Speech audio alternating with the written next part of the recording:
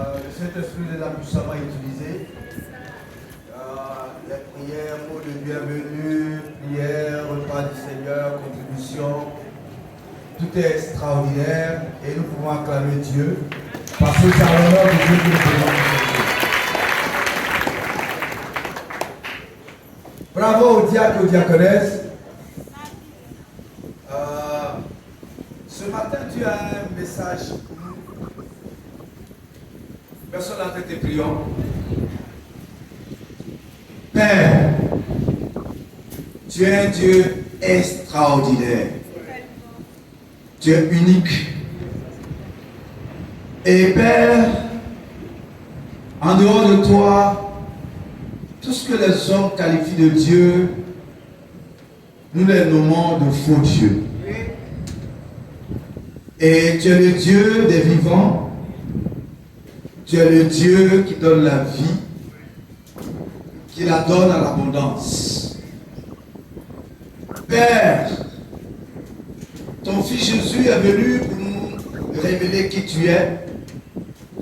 Et aujourd'hui, nous pouvons comprendre qui tu es pour nous. Et il a fait de nous tes enfants, des héritiers, des co-héritiers. Nous n'en sommes même pas dit. Mais le sacrifice de Jésus nous a rendu dignes. Et ce matin, nous sommes heureux de venir dans ta présence sainte. Car il n'y a pas de présence plus noble que Père ta présence. Il n'y a pas de présence plus glorieuse que Père ta présence. C'est un honneur pour nous de venir dans la présence du Dieu saint. Éternel mon Dieu, mon roi, tout ce qui vient de toi est saint. Tout ce qui doit être consacré au Dieu que tu es doit être aussi saint. Et tout ce que tu nous donnes est saint. Le monde ne peut rien donner de saint. Mais Père, c'est toi qui prescris et qui valide ce qui est saint. Tu as fait de nous un peuple saint. Et ce matin, nous voulons entendre la sainte parole. Rends nos cœurs saints d'humilité, de reconnaissance, afin de recevoir ta parole avec crainte et tremblement. Qui suis-je? Ma bouche est pure, mais purifiée par le sang de Jésus. Fais de moi un canal ce matin et que l'esprit de la parole m'habite pleinement, afin que, Seigneur mon Dieu, mon roi, ta parole puisse produire les effets. Je te bénis parce que tu m'exauces et tu exauces ce peuple. Règne sur nous ce matin. Prends le contrôle de toutes choses. Sois béni, sois élevé au nom de Jésus. Amen.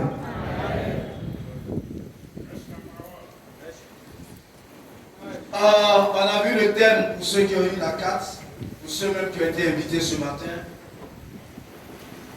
Le thème de ce matin, c'est tiré de Romains chapitre 1, le verset 20 plus précisément. Et Dieu veut nous encourager, veut nous enseigner, veut nous avertir,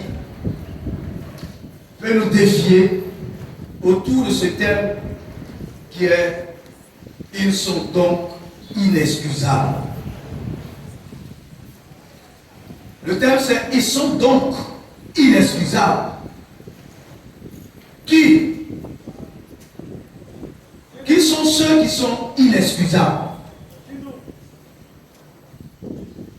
Ce matin, le Saint-Esprit va porter à notre connaissance et à nous inviter à une méditation profonde en nous interpellant sur la vie des sans-excuses, la religion des sans-excuses. Le sort et le jugement de Dieu sur la vie des sans-excuses. Des avertissements à prendre au sérieux, ceux qui mènent la vie des sans-excuses.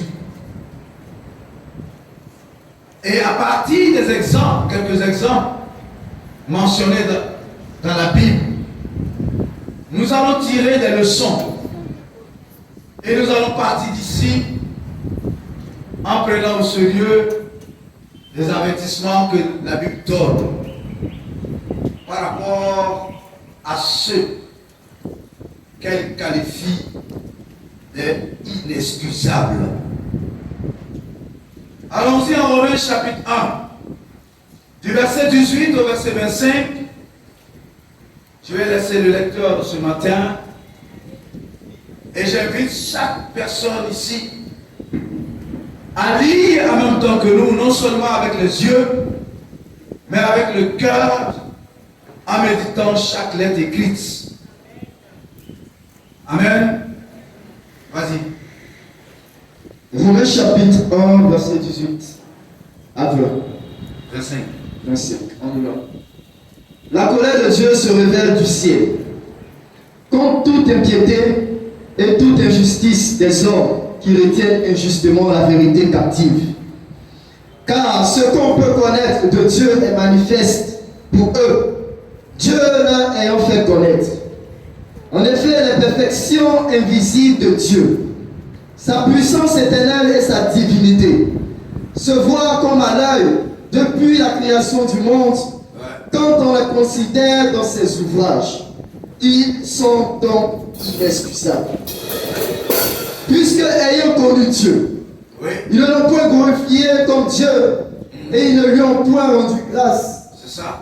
Mais ils se sont égarés dans leurs pensées et leur cœur sans intelligence a été plongé dans les ténèbres. Oui. S'inventant d'être sages, ils sont devenus fous. Et ils ont changé la gloire de Dieu incorruptible en image représentant l'homme incorruptible, des oiseaux, des quadrupèdes et des reptiles. C'est pourquoi Dieu les a livrés à l'impiété selon les convoitises de leur cœur, en sorte qu'ils déshonorent eux-mêmes pour leur propre corps, eux qui ont changé la vérité de Dieu en mensonge et qui ont adoré et servi la créature au lieu du Créateur, qui est béni éternellement. Amen. Amen. Amen. Frères et sœurs, belle lecture. Merci. L'apôtre Paul écrit aux Romains, mais en écrivant aux Romains, plus précisément, ce chapitre 1 s'adresse à l'humanité. Ça ne s'adresse pas aux chrétiens seulement, mais ça s'adresse à l'être humain dans la généralité. Et il utilise un terme ici, au verset 20, en disant « Ils sont donc inexcusables ». Comprenons par ce mot inexcusable qui veut dire sans excuse, qui veut dire indéfendable. C'est-à-dire qu'on ne peut même pas les défendre. Ceux qui qualifient de ils sont inexcusables ne cherchent même pas, on ne peut pas les défendre. Et on est incapable de les justifier. Quelqu'un qui est inexcusable, tu ne peux pas le justifier. Rien ne le justifie. Et il va même dire, le Seigneur dit qu'il est insupportable. Mais de tout ça, retiens qu'il est sans excuse. Inexcusable veut dire, tu es sans excuse. Et dans ce passage, pourquoi sont-ils inexcusables? Ils sont sans excuse. Qui connaît Dieu ce matin, lève la main.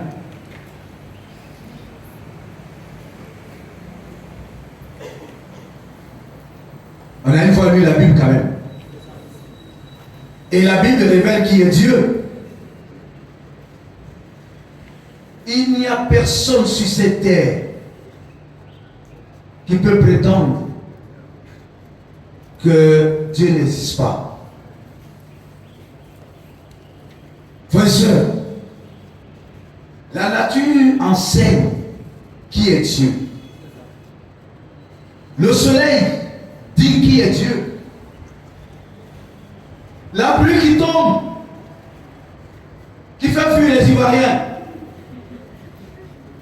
dit qui est Dieu. Tout nous enseigne qui est Dieu.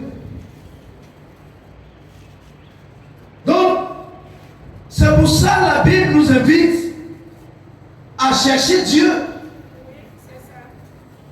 Que nous devons chercher Dieu. Parce qu'au dernier jour, tu ne viendras pas dire, je ne connais pas Dieu. Dieu a tout mis tout autour de nous pour qu'on le cherche. Donc celui qui ne cherche pas Dieu, il est inexcusable. Il est inexcusable. Là, tu dis que tu manges, dis que Dieu existe. Le riz que tu manges, dis que Dieu existe. Tout. Dis que Dieu existe. Et il dit ici, ce qui caractérise les sans excuses, les inexcusables. Il dit, ayant connu Dieu, ils ne l'ont point glorifié comme Dieu. Qui est inexcusable? C'est celui qui connaît Dieu et qui ne glorifie pas Dieu comme Dieu. Glorifier Dieu, c'est honorer Dieu. C'est élever Dieu. Quand tu parles, tu élèves Dieu. On ne parle pas pour mépriser, dénigrer, rabaisser tout ce qui est relatif à Dieu. C'est la crainte de Dieu qui honore Dieu, qui glorifie Dieu. Donc on ne peut pas prétendre connaître Dieu et ne pas craindre Dieu. Donc celui qui est sans crainte de Dieu, il est inexcusable. Parce que sans crainte de Dieu, tu ne peux pas glorifier Dieu. Et frères et sœurs, voilà pourquoi la Bible nous enseigne tout ce qui concourt à glorifier Dieu. Ton corps doit glorifier Dieu. Ce que Dieu te donne doit servir à glorifier Dieu. La vie doit glorifier Dieu. On ne peut pas prétendre connaître Dieu et mener une vie qui déshonore Dieu. Paul dit, si quelqu'un est dans ce cas, il est inexcusable. Qui est inexcusable? Il dit, ayant connu Dieu, et ils ne lui ont point rendu grâce. Vous voyez? L'ingratitude. Comment peut-on prétendre connaître Dieu? Les bienfaits de Dieu dans nos vies chaque jour. Les grâces de Dieu dans nos vies. Et ne pas être reconnaissant. Le manque de reconnaissance est inexcusable. On doit être animé de reconnaissance à cause des grâces de Dieu dans nos vies. Être vivant est une grâce. Avec Dieu, tout n'est que grâce. Et la grâce, c'est tout ce que Dieu peut donner et que le monde ne peut pas te donner. C'est ça la grâce aussi. Le monde ne donne pas la vie, le monde donne la mort. Le monde ne peut pas faire de toi un enfant de Dieu. Le monde te fait de toi un enfant du diable. Le monde ne peut pas t'offrir le salut. Mais le royaume de Dieu, l'évangile de Jésus peut t'offrir le salut. Généralement, les grâces sont les choses que Dieu nous donne et que le monde ne peut pas donner. Ne confondons pas, n'amenons pas les dons de Dieu aux choses que le monde prétend donner à l'homme. Le monde peut te donner un mari fidèle. Le monde peut te donner une femme qui craint Dieu.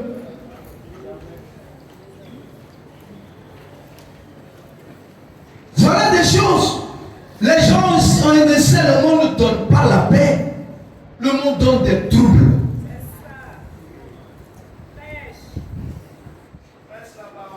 Le monde ne donne pas la joie véritable, la joie parfaite.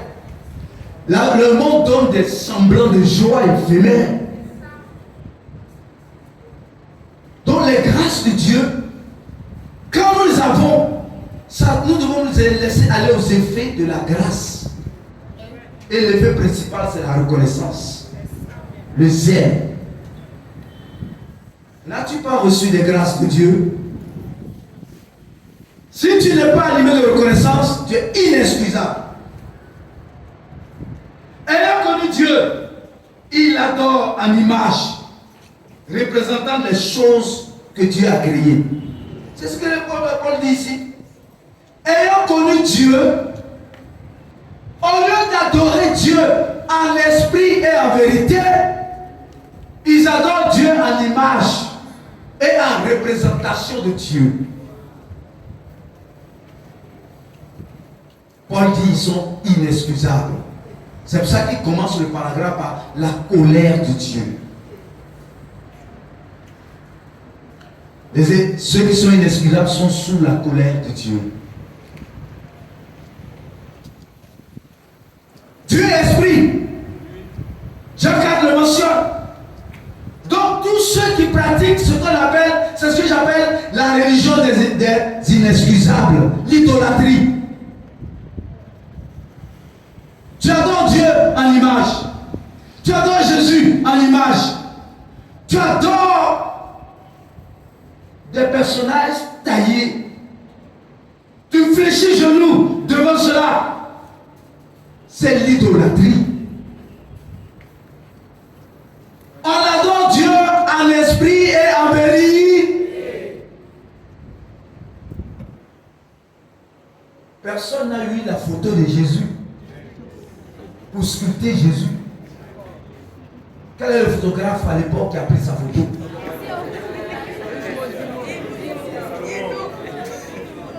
Pourquoi tant de Jésus sculpté qui varie d'une statue à une autre? Combien de Jésus on a sculpté?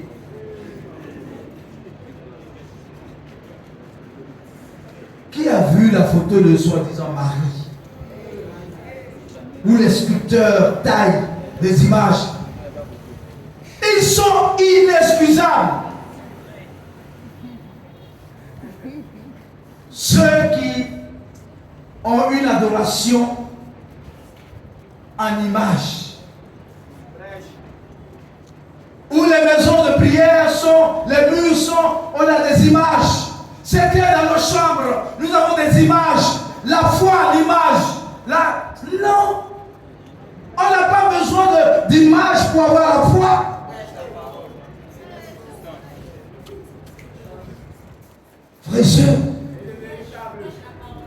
ils sont donc inexcusables. Ayant connu Dieu, ils ont changé la vérité de Dieu en mensonge. Ils sont inexcusables. Les faiseurs de fausses doctrines. Une fausse doctrine est de la contre-vérité. Les adorateurs, les disciples de fausses doctrines sont dans le mensonge. Parce que la Bible est là pour nous révéler la vérité universelle.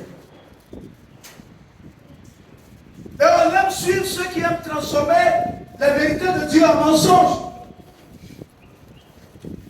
Parce qu'on aime la vie mensongère. On n'aime pas la vie bâtie sur la vérité de Dieu.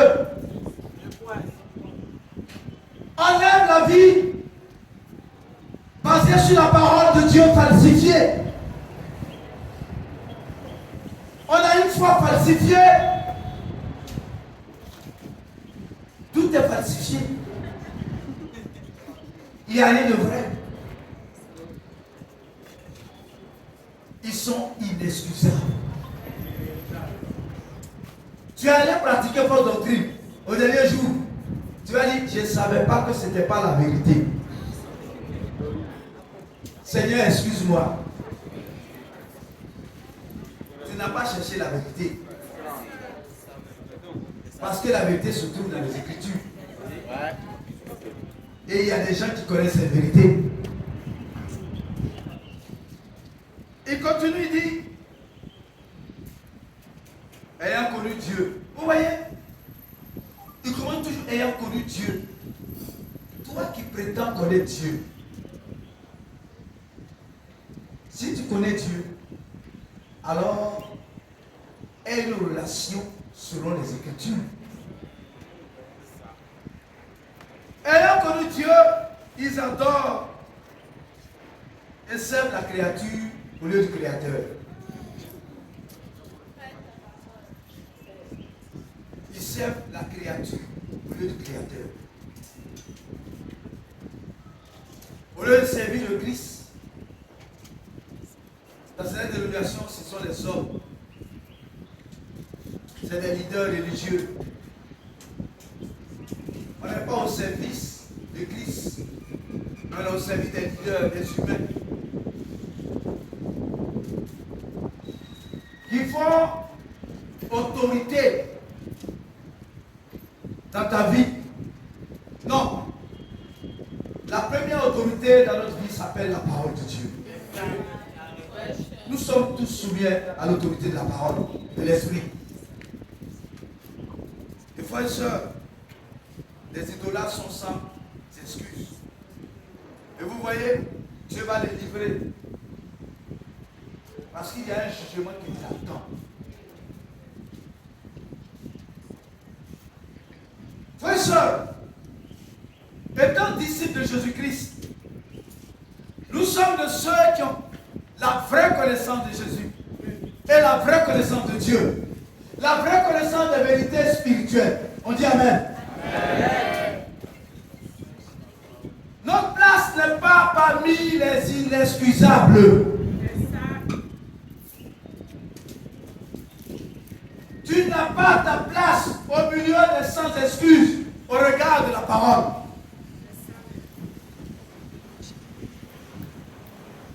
Frères et sœurs, autrefois, où est-ce que toi et moi nous étions?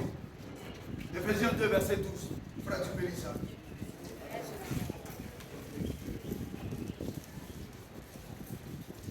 Éphésiens 2, verset 12. Éphésiens chapitre 2, verset 12. En qui nous avons, par la foi en lui, la liberté de nous approcher de Dieu avec confiance.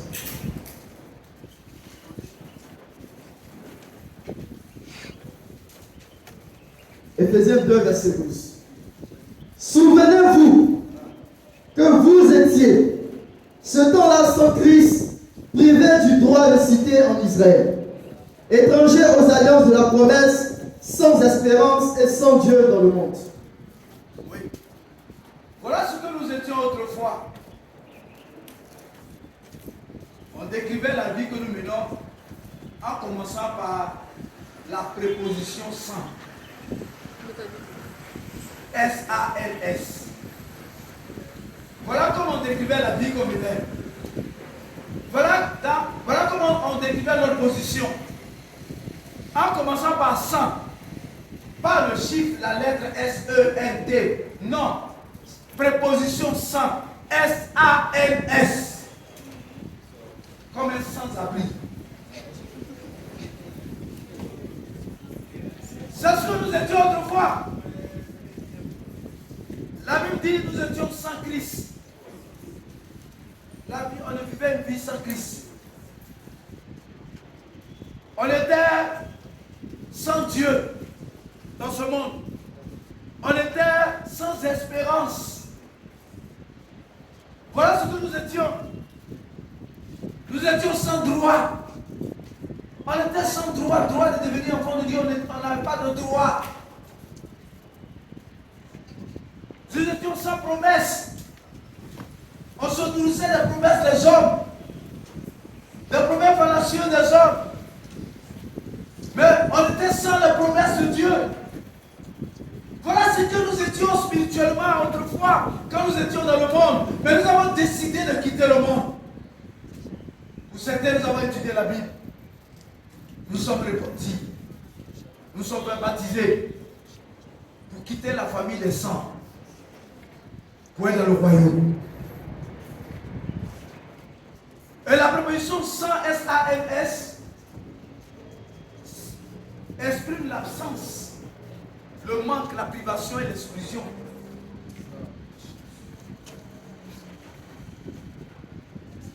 Regardez même la société.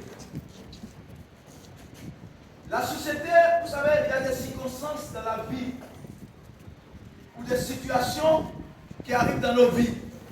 Elles peuvent être même indépendantes de notre volonté.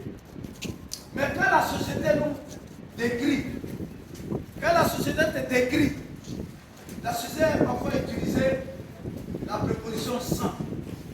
C'est-à-dire on te décrit en commençant par tu es. S-A-N-S.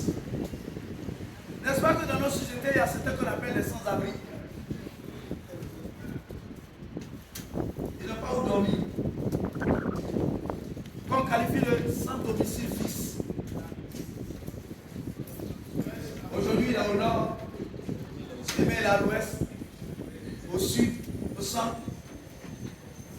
Tu lui demandes, donne-moi les références de là où tu habites. Il dit, je suis sans domicile fixe. Moi, là, où la nuit me trouve, c'est là que je dors.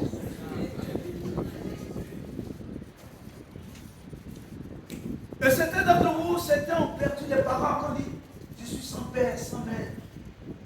Pour qualifier d'orphelin. Les situations de sang, ce n'est pas des situations agréables, favorables. Ils sont sans père, sans mère. Certaines femmes ont dit, je suis sans enfant. Ce n'est pas une situation agréable. Je suis sans emploi. Il y en a beaucoup dans ce pays.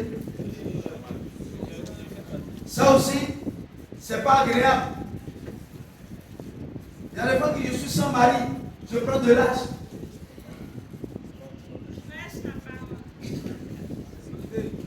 C'est ça. Je suis sans femme, je suis sans mari. Et on aime dire aussi ça, on a ça en commun. Je suis sans argent. Voilà. Aujourd'hui, elle est combien? Combien sont sans argent?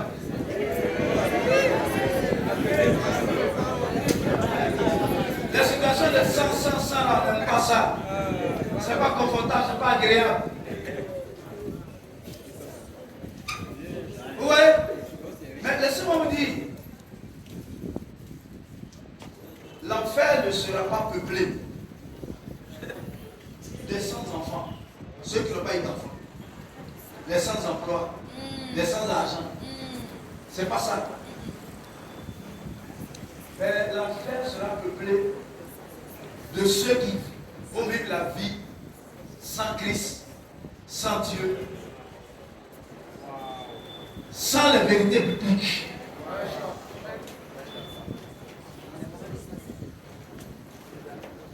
Ne rendons pas la situation difficile. Tu peux être sans emploi, mais de grâce, ne sois pas un sans emploi et sans Christ. Sans emploi, sans Christ. Doublement sans.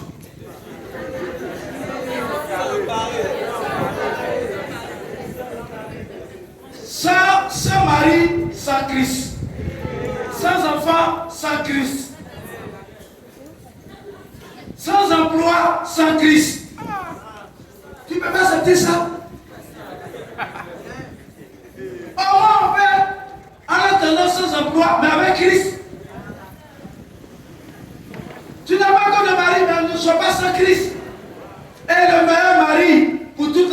ce matin, c'est Christ. On peut l'acclamer pour ça.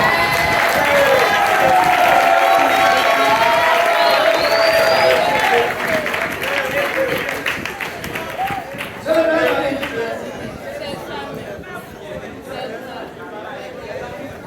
Tu n'as pas d'emploi, tu es sans emploi. Viens à Christ, Christ va te donner travail. Parce qu'il va faire de toi un pécheur d'homme. Pasteur Mathieu, veux-tu dire ta faim? Donne tout. Tu es sans emploi. Pratique Mathieu, veux-tu dire ta faim? Ça donne travail, ça donne mari, ça donne femme, ça donne tout. Et ça ouvre la porte du ciel.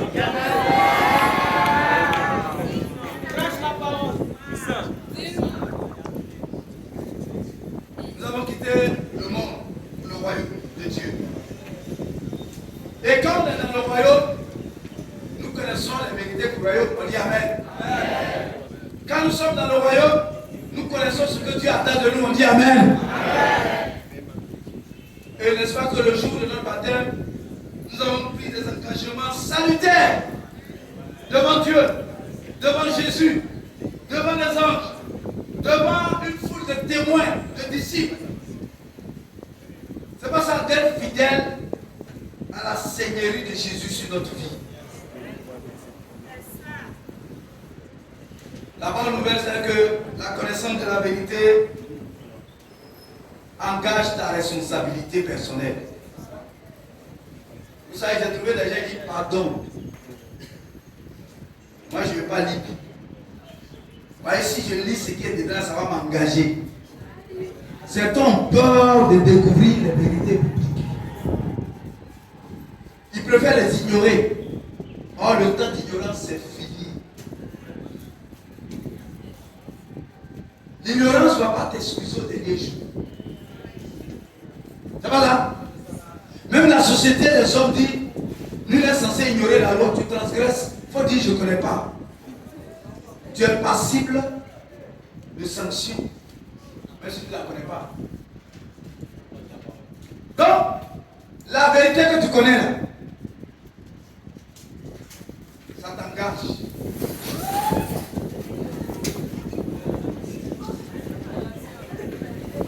On regarde ici le service s'occupe de ça. Nous avons des frères compétents qui sont là à la tâche. Tout le monde regarde ici.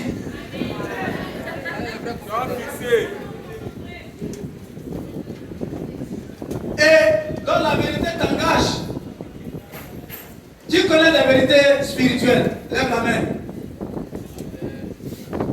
Je ne te demande pas combien de vérités spirituelles tu connais. Mais une seule vérité spirituelle que tu connais t'engage ce matin. Ce n'est pas la quantité qui nous engage. Mais une seule vérité t'engage devant Dieu. Et si ça nous engage, frères et sœurs, notre engagement à obéir à la vérité exige une fidélité inébranlable. En toute occasion, que ce soit favorable ou non. Ne pas faire, frères et sœurs, ce que Dieu attend de nous, en connaissant de la vérité, c'est de la trahison. Si tu connais la vérité et tu fais fi à la vérité, c'est une trahison. C'est être sans excuse. C'est attirer le jugement de Dieu sur ta vie. Voilà pourquoi, à partir de quelques exemples, l'Esprit veut nous éveiller notre conscience à ne plus accepter et formuler des excuses dans notre marche avec Dieu.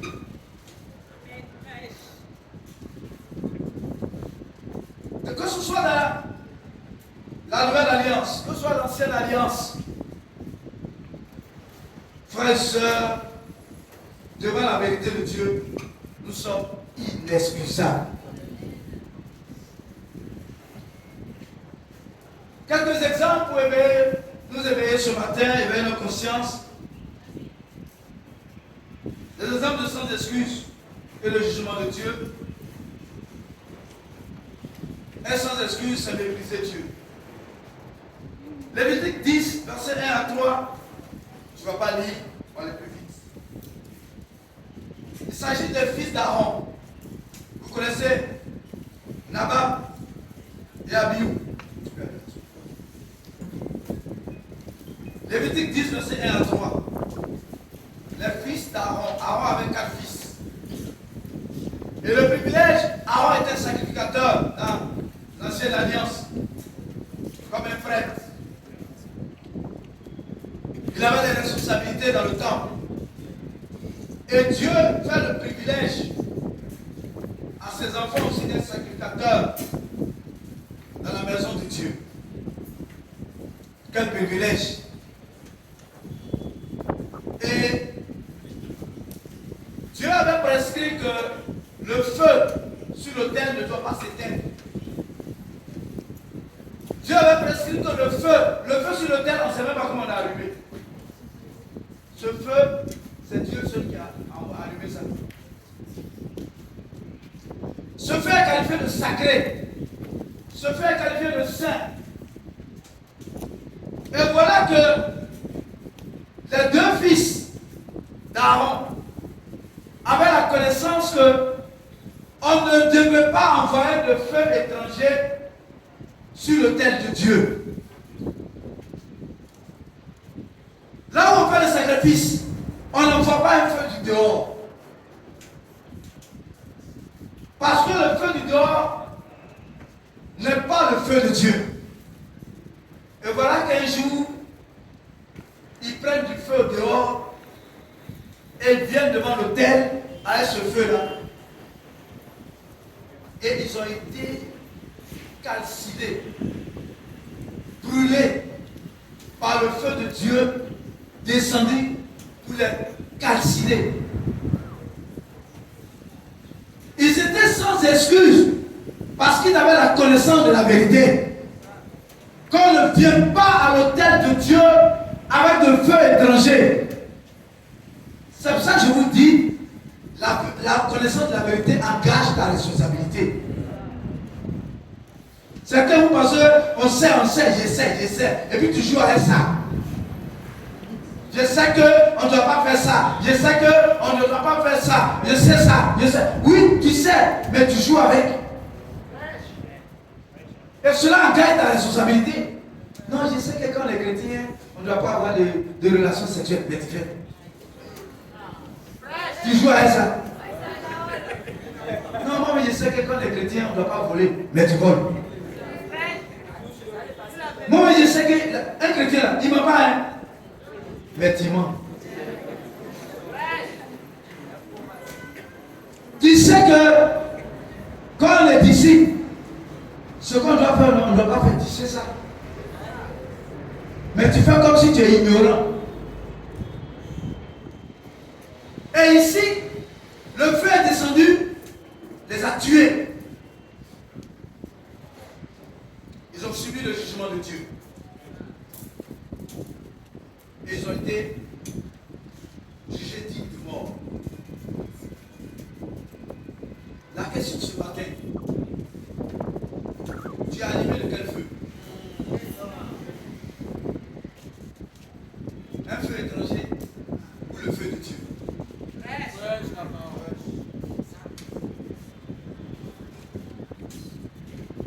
Pour beaucoup, nous avons laissé éteindre le feu de Dieu. Maintenant, on est réchauffé par le feu du monde. C'est le feu du monde qui nous anime. Et on vient dans la présence de Dieu. Comme ici, là, c'est le feu de Dieu qu'on doit manifester. Ce n'est pas le feu du monde. Tu manifestes cette tiédeur. Les choses de Dieu ne te disent rien. C'est à l'église seulement que tu es calme. Mais on n'a qu'à finir tout de suite. Quand tu vas arriver à Yopougon, à ton quartier, tu vas arriver à Bobo, le feu du monde qui va t'animer, on ne va pas te reconnaître.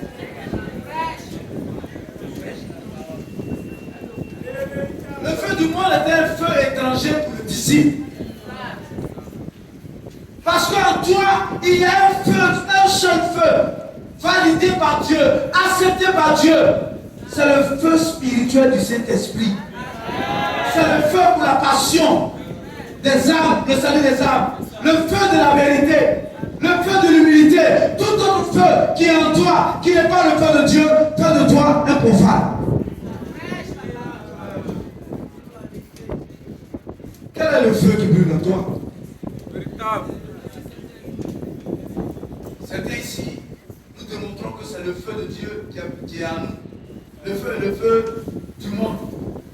Pendant que je prêche, tu es connecté au monde par ton portable.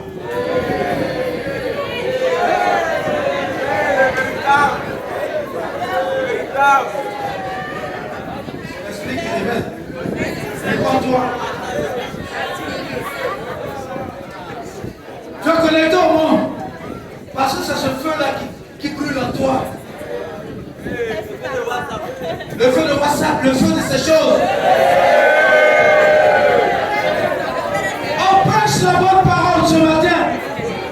Mais tu es scotché à ton portable.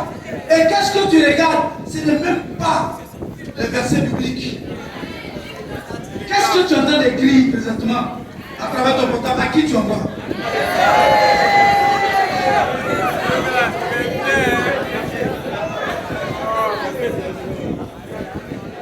C'est une démonstration que c'est le feu du monde. Le feu du monde fait que non, on n'a qu'à finir puis tu viens partir. On doit aller au maquis, on va faire ceci. Le feu du monde. Tu es allumé du feu du monde. Sache que aussi tu connaîtras le feu de l'enfer.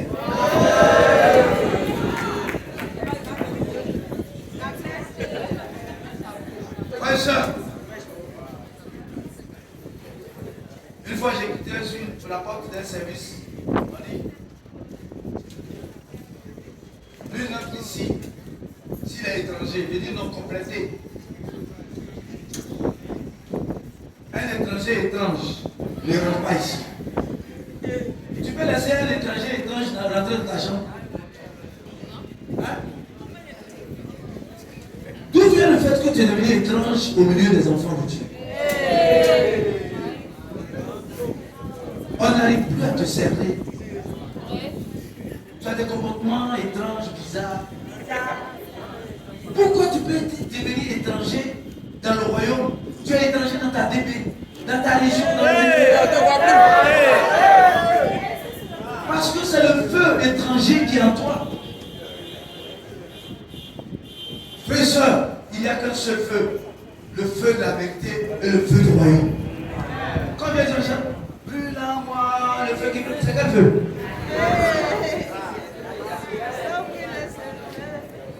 Si nous continuons à mépriser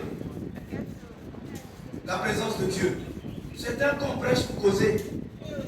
Et puis vous ne causez même pas par rapport au message.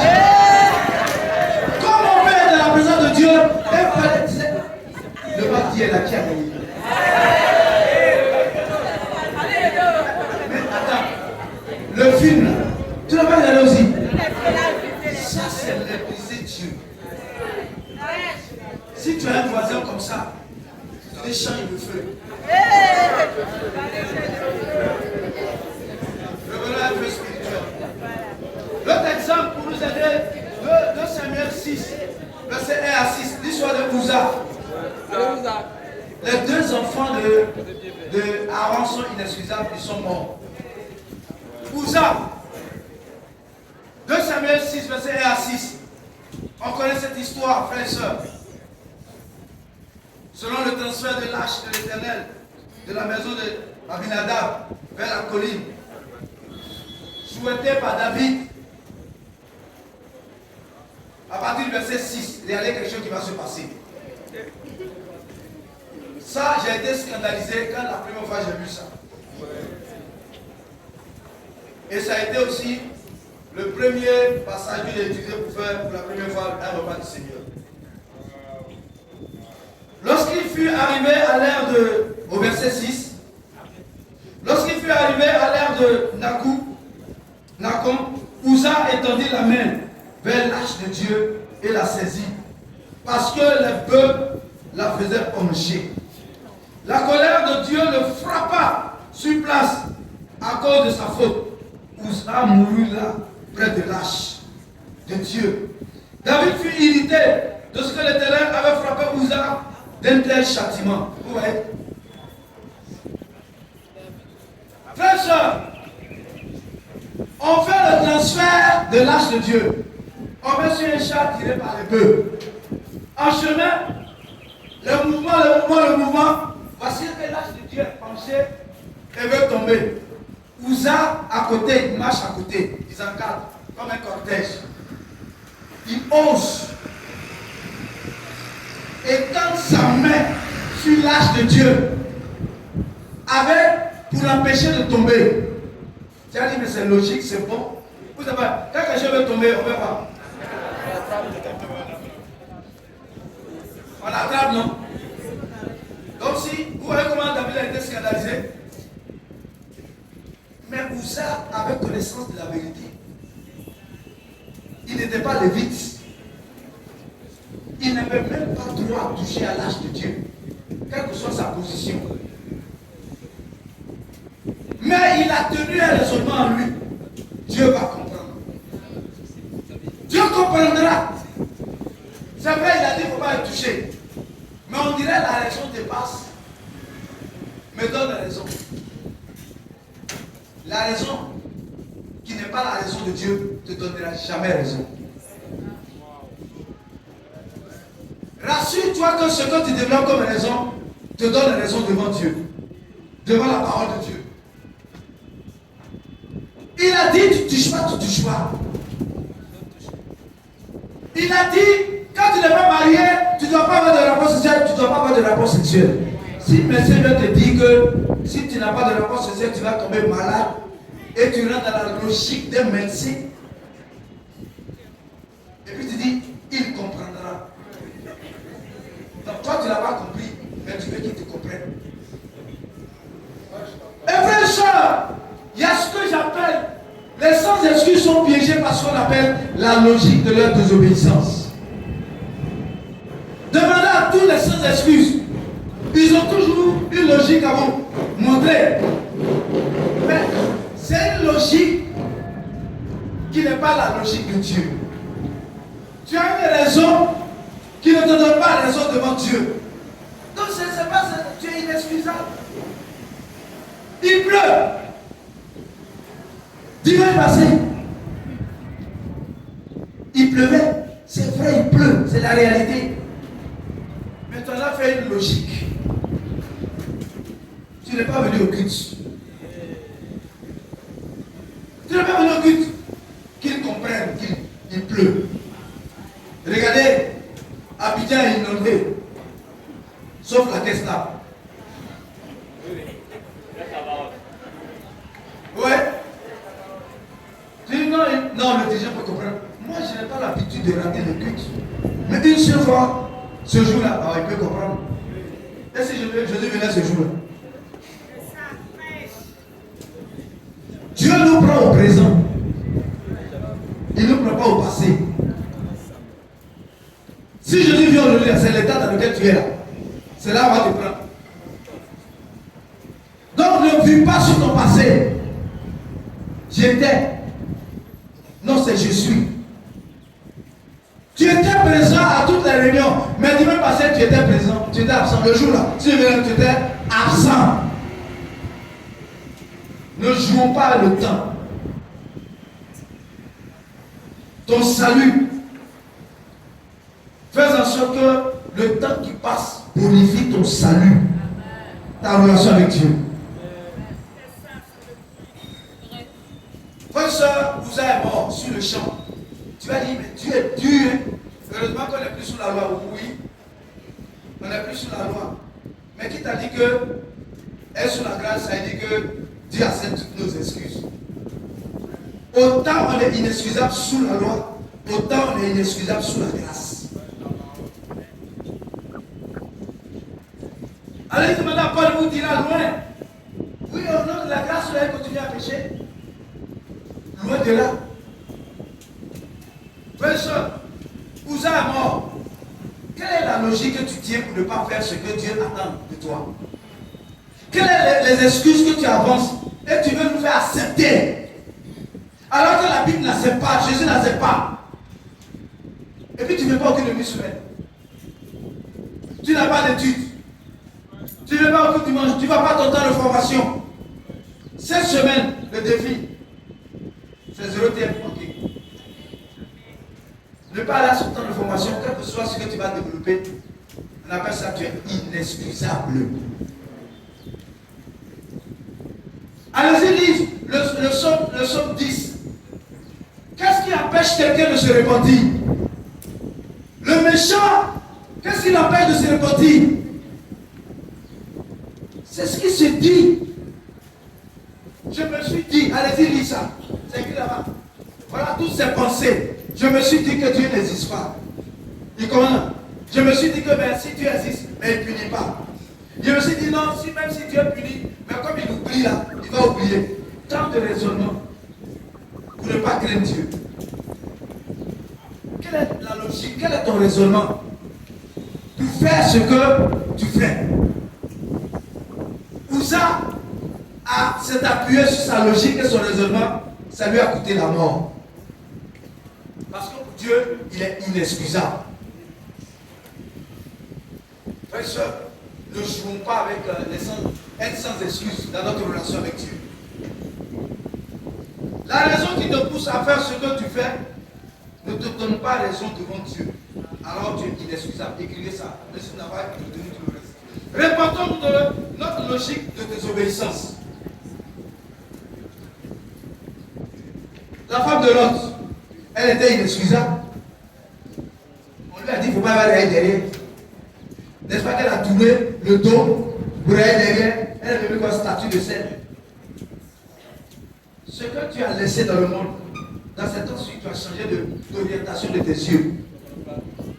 Les yeux qui doivent être devant sont devenus derrière. Alors que ta tête n'a pas tourné. D'où vient le fait que tu regardes encore la copine que tu as laissée? Le copain que tu as laissé? D'où vient le fait que tu commences encore à reprendre goût des vices que tu as abandonnés?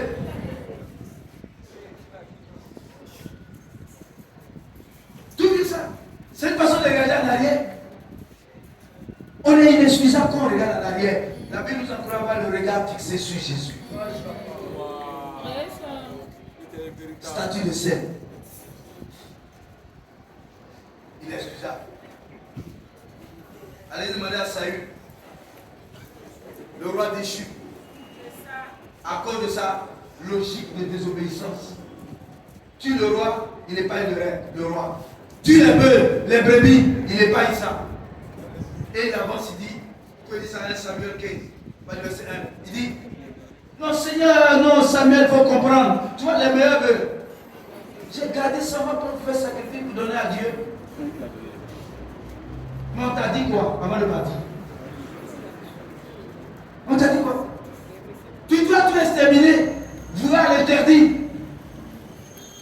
Et Dieu était en colère contre Saül. Parce qu'il avait connaissance des prescriptions. Et il a décidé de le faire à sa manière. Selon son raisonnement. Toi qui ne cesses, toujours tu fais les choses à ta manière.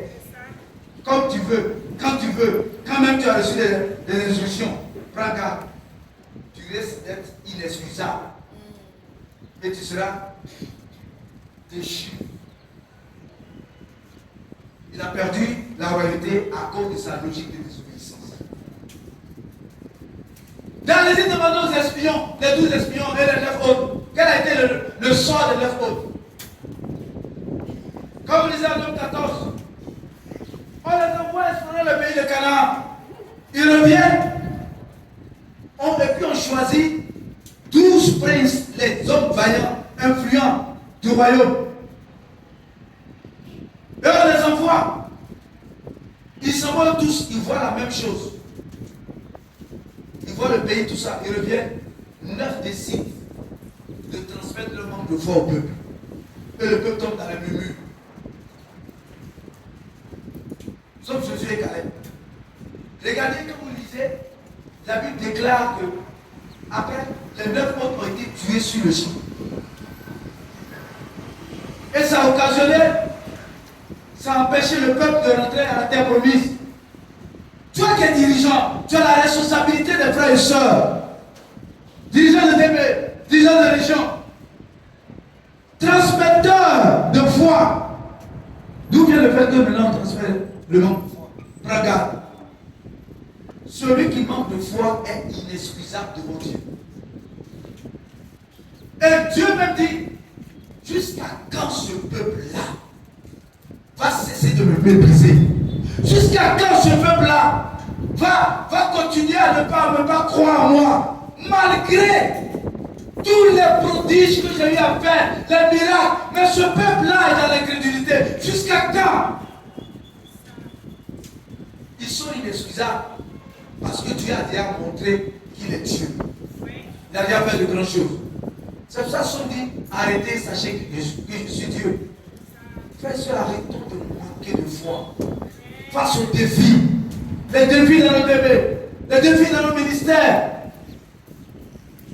Non! 3 études, avoir des visiteurs, c'est ça qui te fait manquer de foi. Qu'est-ce que Dieu n'a pas encore fait avec toi? N'a-t-il pas fait de grandes choses déjà dans ta vie? C'est en cela que tu es inexcusable. Si aujourd'hui tu manques de foi vis-à-vis des défis à relever, parce qu'il a déjà fait ça avec toi. Tu as déjà eu 5 visiteurs ici. Tu as déjà porté du fruit par le passé. Des nouveaux buts. Frères et sœurs, c'est juste que tu continues d'avoir confiance en Dieu. Le manque de foi fait de toi est inexcusable. Nous ne pouvons pas accepter ça.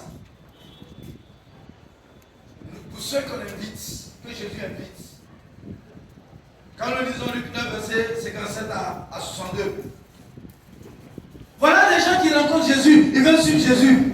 Comme beaucoup dans ce monde, ils veulent suivre Jésus.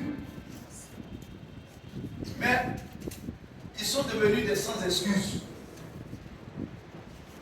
Parce qu'ils n'ont pas pu suivre Jésus. Un sans excuse refuse de suivre Jésus à cause des intérêts pour les choses du monde, à cause du confort apparent de ce monde que peut lui offrir. Je lui dis, Dieu me suit, mais moi je n'ai pas de maison où dormir. Moi je suis sans domicile fixe. Jésus était sans domicile fixe. SDF. Tantôt il dort chez Pierre, je ne sais pas où il dort encore. Où la nuit le trouve, il dort là. Quelqu'un vous a peut suivre. On ne sait même pas où toi tu dors. N'est-ce pas que le monde vous regarde quand vous les invitez? Quand il regarde, tu vois, tu as les quais, pantalon déchiré, chemise sale. Tu viens au plat, tu as dit, Dieu est bon. Suis-moi, je vais t'aider à devenir disciple. Il va le suivre. Il va dire, arrête-toi, mets ta vie d'abord, et puis on va voir le reste. Donc le monde, avant de venir à Jésus, il nous apprécie selon leur système de valeurs. Donc le gars, il est sans excuse, parce qu'il veut rassure-moi quand je serai dans le confort, quand il veut te suivre. Rassure-moi que je serai dans le confort. Ça va là? Les gens viennent à Jésus. Non, Jésus, si je te suis là, est-ce que j'aurai mari? J'ai un travail. Ma vie. Si c'est pas ça, c'est pas, je ne peux pas te suivre. Tu sais comment Jésus t'appelle pour la vie de ta vie? Tu es sans excuse. Tu es inexcusable. Quand tu conditionnes sur Jésus par les choses de ce monde. On est sans excuse. Un sans excuse, c'est celui qui s'aligne sur les priorités du monde au détriment du royaume. Non, laisse-moi d'abord aller enterrer mes parents. Regardez une soeur qui nous défie. Une soeur dans le Tana. La soeur, elle étudie la Bible. Le jour de son baptême, à 2h du matin, on vient lui dire sa maman est décédée.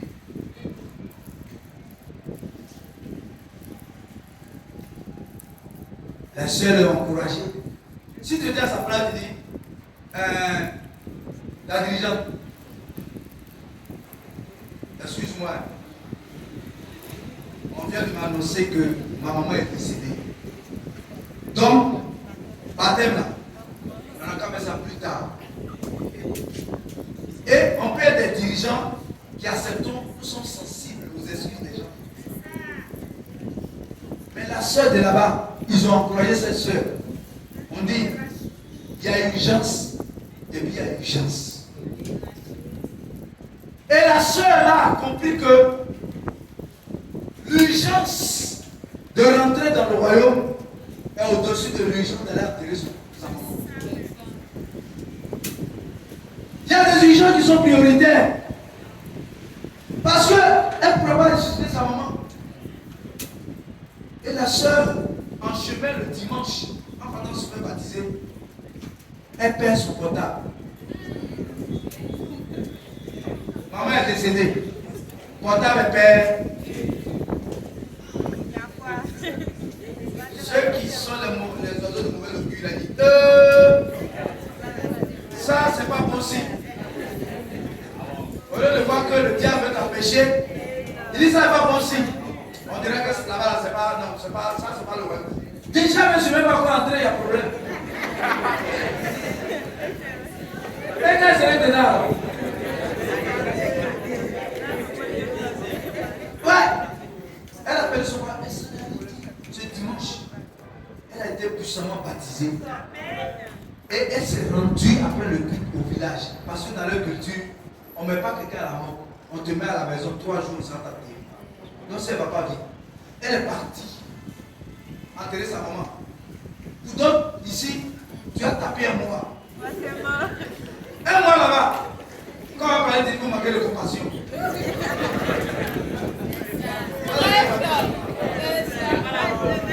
Un mois. Ça y est, on a fini de l'enterrer. Comme dans la coutume, on a levé, on a funérailles fini. Mais toi, tu continues. Quand ils l'ont enterré, elle dit, je n'ai pas de culte de lui semaine. Elle est venue le mercredi et elle assistait au culte de lui semaine. Je veux qu'on acclame ça.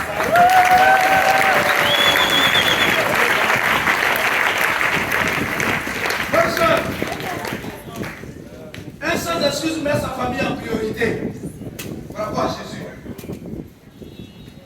Donc quand tu évites les excuses que tu fais là, c'est pas bon.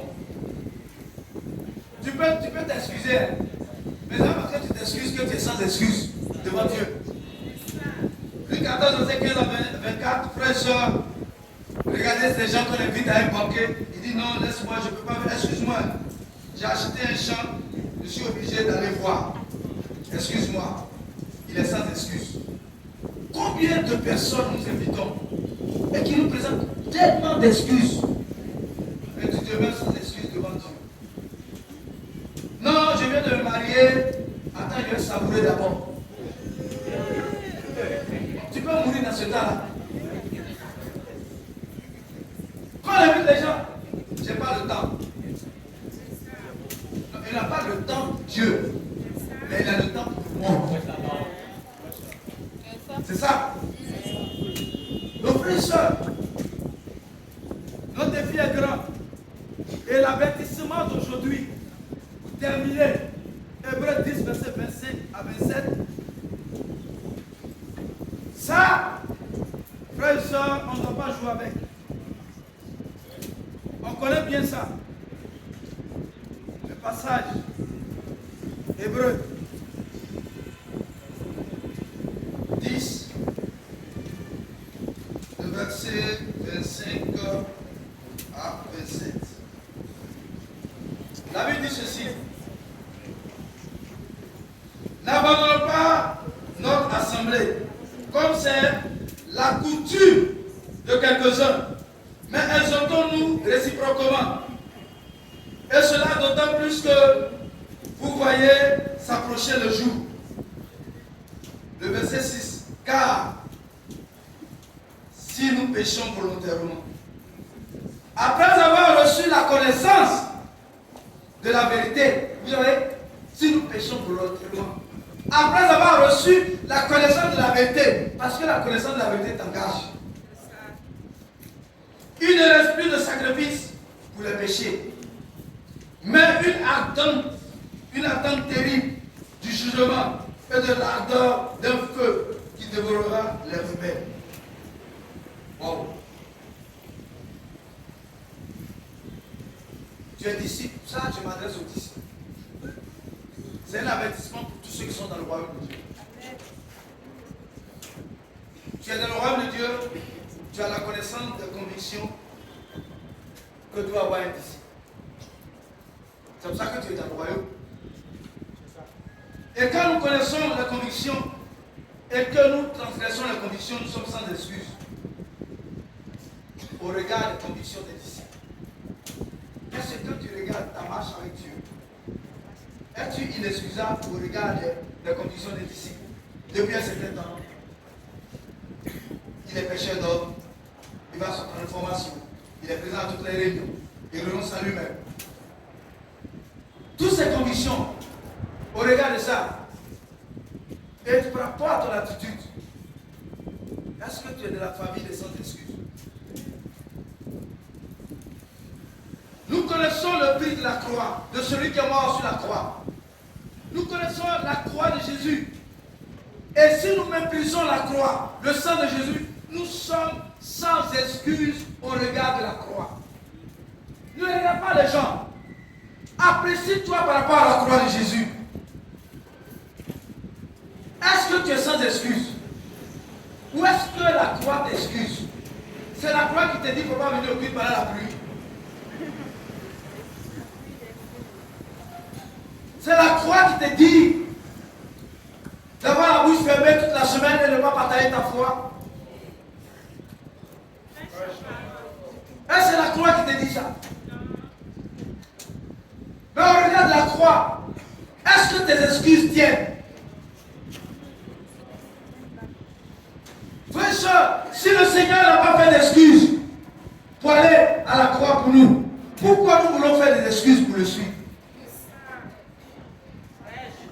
Qu'est-ce que être mouillé par une pluie en comparaison avec la douleur de la flagellation, de la couronne d'épines et de la douleur des pointes, des clous?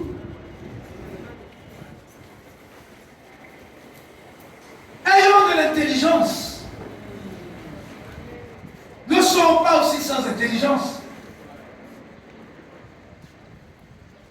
En tous saisons, ayons de l'intelligence. La capacité à nous adapter aux situations changeantes. Le mois de juin, le mois de juin, il va pleuvoir. Ce n'est pas à cause de toi qu'il ne va pas pleuvoir. Mais seulement Dieu veut que tu fasses preuve de résilience. Achète-toi des parapluies. Organisons-nous. Frères et sœurs, c'est inacceptable. C'est indéfendable. Un disciple qui dit non, je ne suis pas venu à cause de la pluie. Tu accuses Dieu. Qui peut te défendre? Ne compte pas sur moi. Ne compte pas sur ton formateur s'il est encore spirituel. Ne compte pas sur ta formatrice si elle n'est pas sentimentale. Tu es indéfendable. Nous ne pouvons pas faire être des avocats du diable. C'est pas facile d'être un avocat d'un sans excuse. Et aujourd'hui, dans le royaume, on a voilà des étiquettes. Tu as fini d'être sans abri, sans emploi. Maintenant, on a ajouté sans excuse dessus. Tu n'es pas fatigué de ça? C'est fini, cette prolifération des sans excuses dans le royaume. Et tu ne dois pas accepter ça de toi. Il dit après avoir connu la vérité, vous péchez volontairement. C'est volontairement qu'on ne vient pas au culte. C'est volontairement de me dire, ne me raconte rien. C'est volontairement que tu ne vas pas donner l'information. C'est volontairement.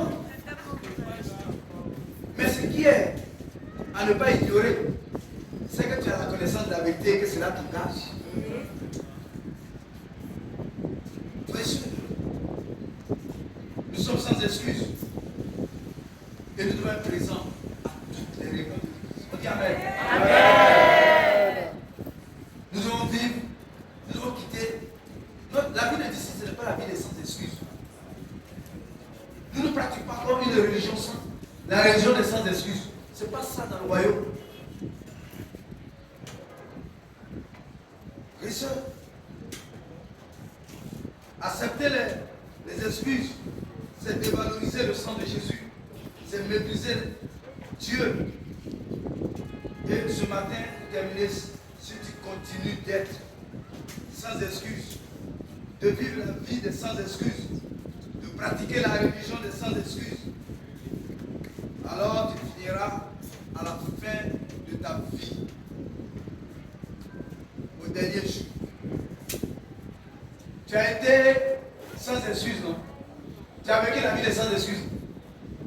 Au dernier jour, il ne faut même pas que tu vas te blaguer. Il ne faut même pas que tu vas te blaguer.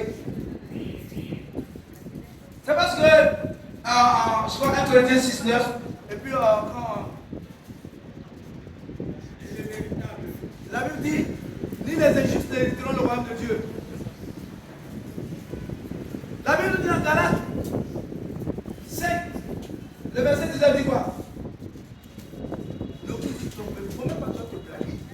Il ne faut pas prétendre que ni les immoraux, ni les idolâtres, ni ceux qui vivent dans la masturbation, ni ceux qui vivent qui regardent les films pornographiques, ni ceux qui, qu'on appelle, ils ont de la haine, ils sont de la jalousie, ni ceux qui volent, ni etc., ni etc., n'hériteront le royaume. Tu penses que c'est amusement? Ou tu as des raisons pour justifier ça? Voilà l'avertissement que tu donnes. Tu vis une vie comme ça, tu ne sais pas quelle excuse tu vas donner à Dieu au dernier jour. Ma maman était malade, c'est ça que j'ai dévalisé d'abord. Tu as un problème. Comme on a avancé là, c'est ça, hein? Le médecin dit que j'ai 45 ans. Que si je ne cherche pas garçon, il va mourir. C'est ça, j'ai commis une immoralité. Le passage dit, ni les immoraux, ni les droits. Toi, c'est l'argument d'un médecin qui va venir te valider. Prenons au sérieux les avertissements de Dieu. Fuyons la vie des sans excuses. La religion des sans excuses. Frère, soeur, toi qu'on invite, débarrasse-toi des excuses que tu as depuis longtemps. Apprends à connaître Dieu. Sinon, au dernier jour, tu seras sans Christ. Et tu seras sans espérance. Ce n'est pas parce que le jour où tu vas mourir, va dire, repose en paix. Dans l'espérance, la résurrection, oui, tu seras ressuscité, mais tu vas passer l'éternité où? Tu es sans espérance. Mais celui qui est disciple et qui est fidèle à son engagement meurt avec l'espérance. Parce qu'il a le droit d'être avec Jésus au dernier jour. Tu es sans excuse. Tu seras sans ciel. Tu es sans excuse. Tu seras sans Dieu au dernier jour. Vous voyez que c'est dangereux? D'être un sans S-A-N-S. La société peut te qualifier temporairement de sang de quelque chose, mais spirituellement, n'accepte jamais ça. Quand on te décrit, ta relation et ta vie en commençant par sang. C'est dangereux. Mais nous savons que ce matin, nous avons entendu le message de Jésus. Et nous savons que désormais, ce n'est pas la vie que nous pouvons. Nous sommes engagés à être fidèles. Que le monde soit favorable pour nous. À relever tous les défis qui s'y présentent. Parce que nous voulons montrer à Dieu que l'engagement que nous avons pris, c'est le meilleur engagement. La vie que nous vivons, c'est la meilleure vie. Et la foi que nous développons est la meilleure foi. La vision dans laquelle nous sommes est la meilleure vision. Et la position que nous avons est la meilleure position. Voilà pourquoi nous demeurons inébranlables, quelle que soit la tempête. Parce que, frères et sœurs, nous n'appartenons plus à la famille des sans excuses. Ils sont donc inébranlables. Ça n'existe plus. Allons-y chercher ceux qui sont encore inexcusables. Et faisons d'eux des enfants dignes du royaume de Dieu. Et que Dieu vous bénisse.